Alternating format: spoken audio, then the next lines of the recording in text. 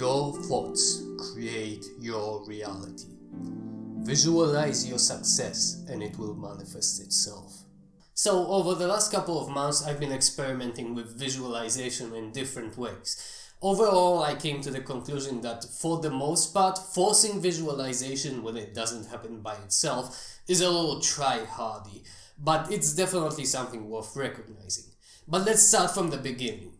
Visualization and the law of attraction were a hot topic in, I guess, the 2000s with motivational speakers like Tony Robbins and the Arnold.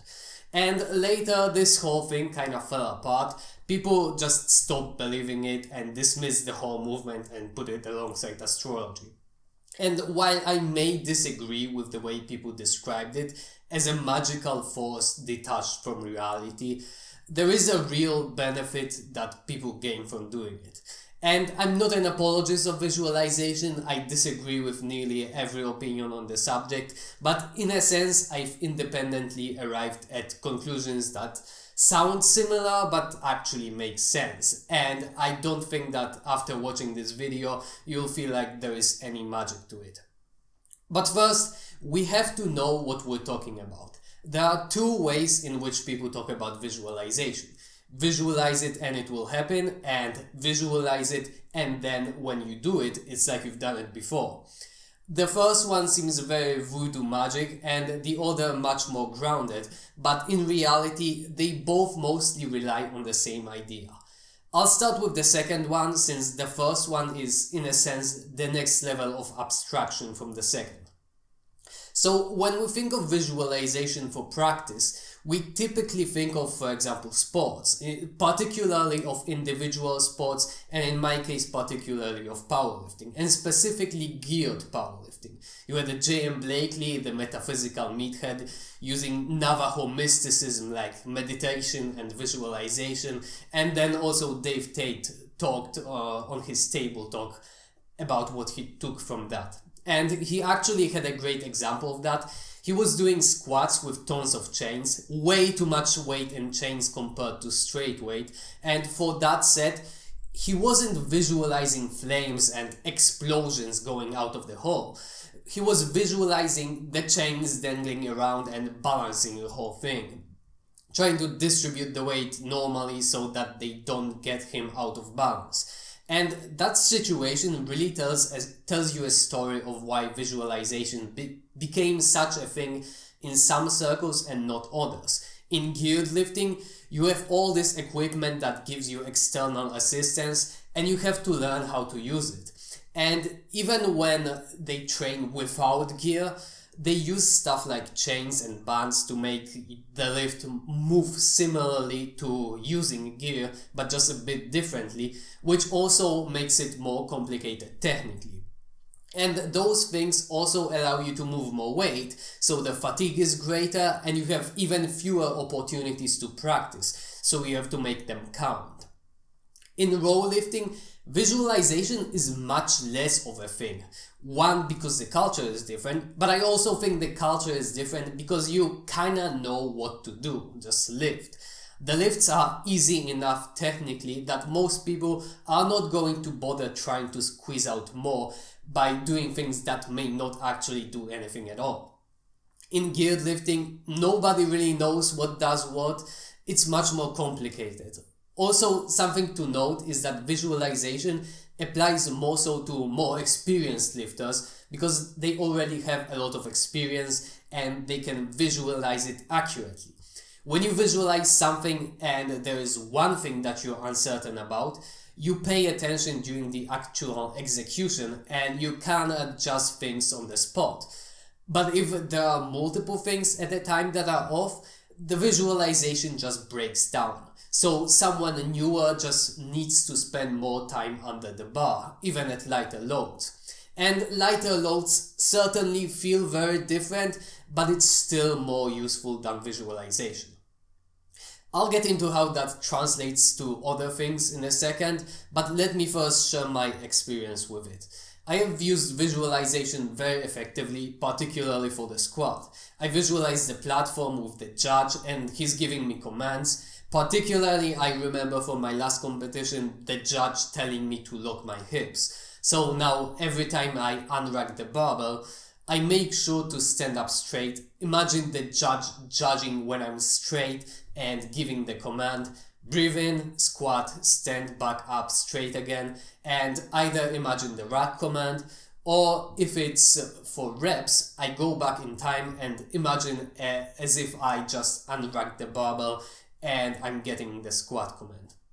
This is not about trying to be hyper specific to the competition. I don't wear a singlet every session, and it's also not about hyping up, but rather it makes you pay attention to things that you otherwise would slack off on or would be able to get away with, but will keep you in the same place. For example, making sure that the bar is as tight on your back as you can get it diminishes the back being a weak point and makes every squat a more potent squat-specific stimulus. Actually, I think you don't even need to do visualization every time you lift. You just need to do it every once in a while to get things in check. Once you realize that upper back tightness is important, you will start paying attention to it without visualization until you forget just how important it is and what it actually means. Visualization is basically daydreaming, only that when we're saying daydreaming, we mean unstructured and typically unintentional.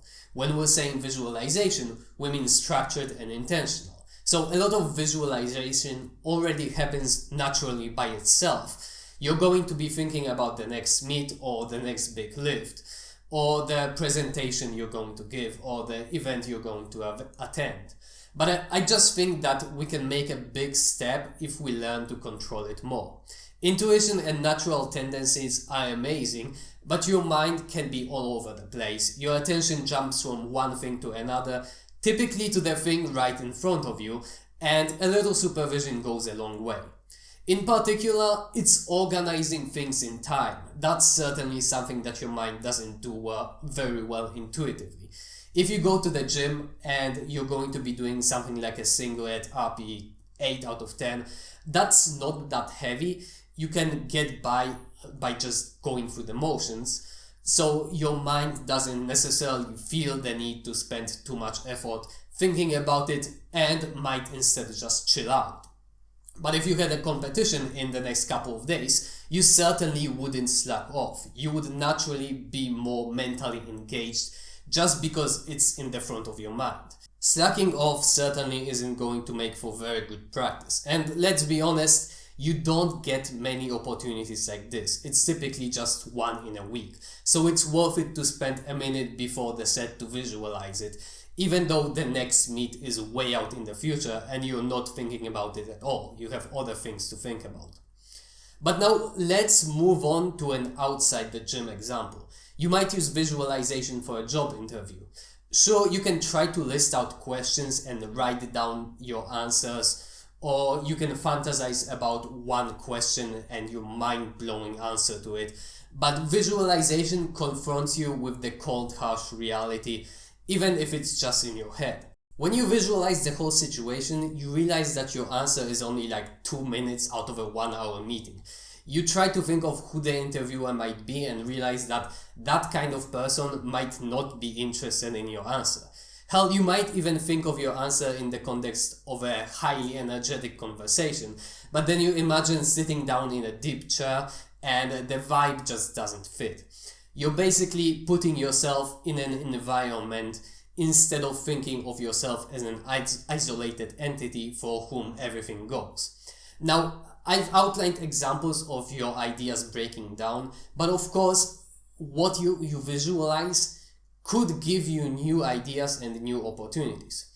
Doing visualization, i.e. consciously as opposed to daydreaming, happening spontaneously, is not just about activating it when your mind is preoccupied with something else that is maybe less important in the long term. It's also about guiding this visualization. Unguided visualization often ends up devolving into quote-unquote pleasing yourself, like in this example of an interview coming up. When you keep thinking about it and going through it in your head, you might get stuck on one question that you have a good answer to, and you just keep repeating yourself like a broken record because the whole situation doesn't exactly need to make coherent sense in your head. You're not thinking it through, you're just thinking about it. And in your head, you have some very deep, thought-provoking answer. The interviewer does actually ask you the question you considered, and you give your perfect answer. But in actuality, your answer is like 5 sentences, and you have the whole rest of the interview. And then they ask you another question, and you fall flat on your face. On the other hand, you might end up also getting stuck on how something might go wrong, but not being able to come up with a solution.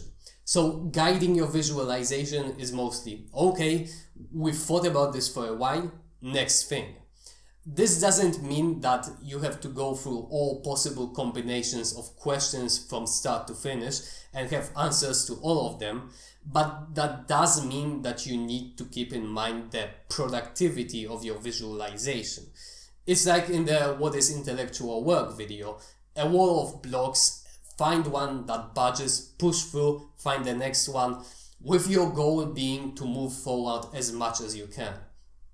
Your goal in visualization is to have the largest map and best orientation. What is the path of the largest gradient of understanding? How can you gain the most understanding points, even though it requires effort instead of just walking around? You have to realize your time and effort limitations. You don't want to go through your whole answer to one question with all the details, because then you're not going to have time for all the questions that might come up. You just need to get a general idea of how to answer a question and work out the difficult questions. It's the 80-20 rule. Visualization should probably take 10 times less time than you think, and I'm not even exaggerating. So now that we've established that at least this practice type of visualization is absolutely rational and can be used as a real method, let's talk about this law of attraction thing.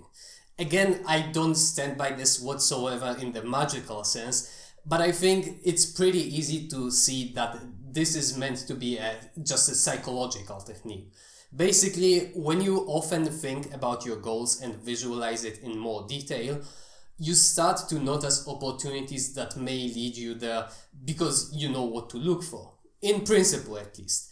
This is interesting at all, but I don't have enough experience to speak on it. And one thing that would certainly be a problem with this is that it's too pre-planned. A lot of success is not having a predefined idea of where you want to be and getting there, because you don't even know the world and yourself, but rather discovering step by step what the situation is and responding the best you can. By situation, I mean both the environment and yourself, because they're considered together as a system. Basically, seeing the options that you have right now. So that's all I have to say about this law of attraction. However, I do also want to talk about a different way of thinking about it, which is taking this idea of visualization as practice or rehearsal and just broadening the scope, being more general. So going from drills and such, where you're visualizing almost one-in-one in terms of time, to visualizing days and even the general future, so just more involved big picture planning. In fact, when you do self-authoring, and whatever your opinion on Jordan Peterson is, that program is really well made. Honestly, you'd be hard-pressed to find anything of a similar value, even if the idea is not revolutionary. If you do future authoring, it tells you first to visualize your idea of future, daydreaming for a while, and then you move on to defining it in more detail. So again, visualization is nothing that we haven't been doing before anyway, but when you notice it, you can be more deliberate with it and use it in some new ways. So the very big picture visualization is basically part of your typical future planning. I don't have much more to say about that, maybe later.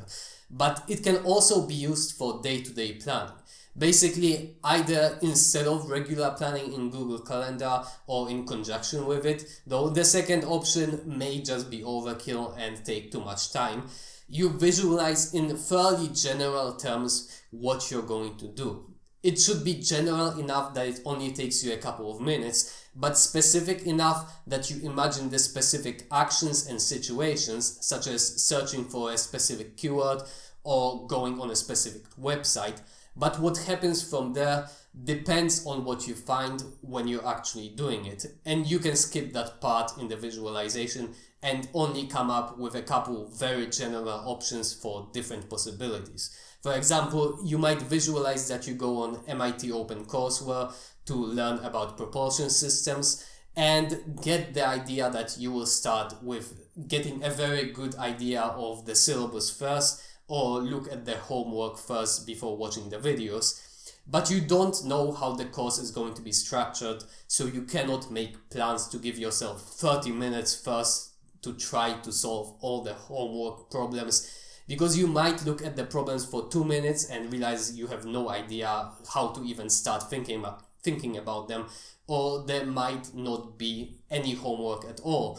So you're not agile, you're tying yourself too much to how you're going to go about it. Similarly, visualizing the whole day may be too much, and halfway through the day, everything you visualized just breaks down because things didn't go the way you expected them to. But setting aside 5 minutes in the morning or the evening before to visualize in general terms is really neat, and it's something that I sometimes do myself, though not every day. In the same way, visualization can be used to create better transitions from one priority or focus to another.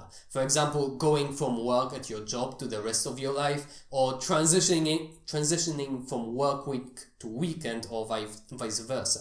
So for example, at the end of your workday, you take 5 minutes to visualize how you're going to spend your free time, for example, on your commute back home, especially if you take the bus, and how you're going to use it effectively.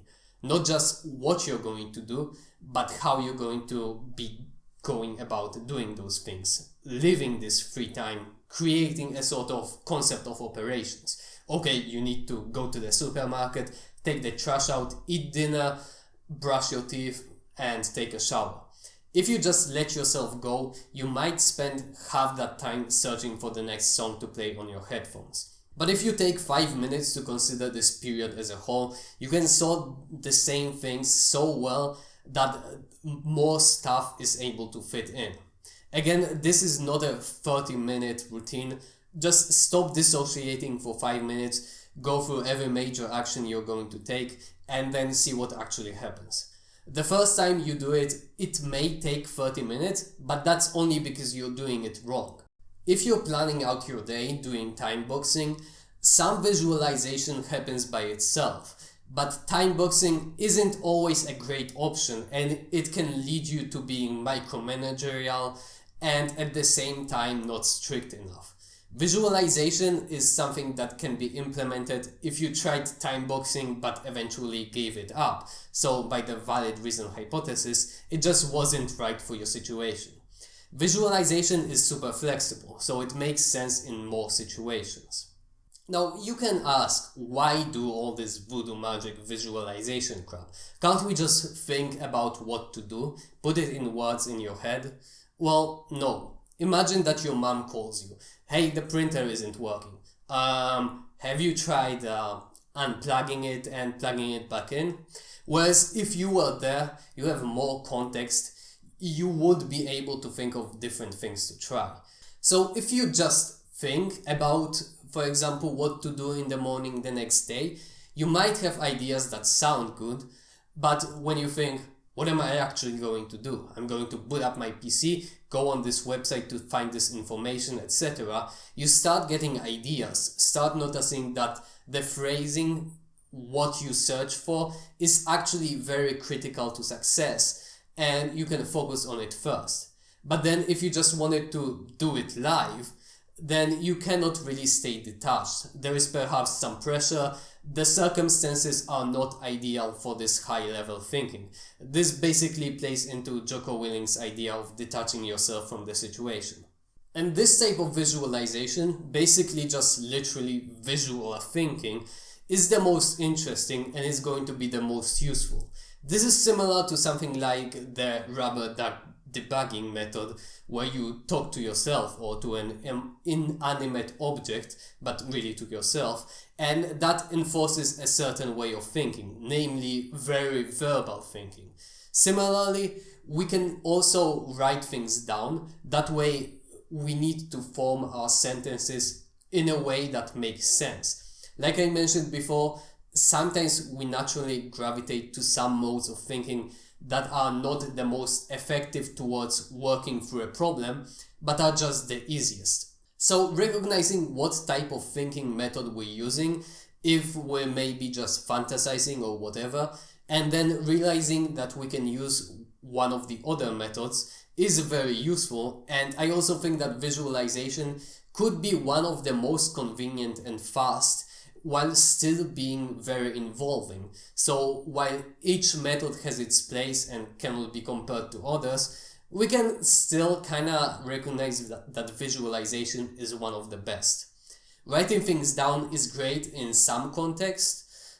It's certainly the most involving, but it accomplishes that through somewhat primitive physical means of communication, which slows it down significantly. And that may even be to the point where your head is ready for new ideas, while your hand is still writing, which can lead to mind wandering. That's all I have for today, but like I mentioned, I haven't experimented that much with the more big picture type of visualization, so maybe there will be another video. Though this topic isn't very popular these days, this might end up being my least viewed video. What do I think about visualization overall? Do I believe it truly makes a difference? Not exactly, but I'm fine with doing it from time to time. At least it's engaging. And I think in some situations, when you really have no plan for what to do the next day, any plan can be a massive difference. And time boxing can be just torture, but you can, for example, make a plan in your head while doing dishes. It's fine, it's quick, it's convenient, and it doesn't feel terrible enough to not do it. Okay, bye!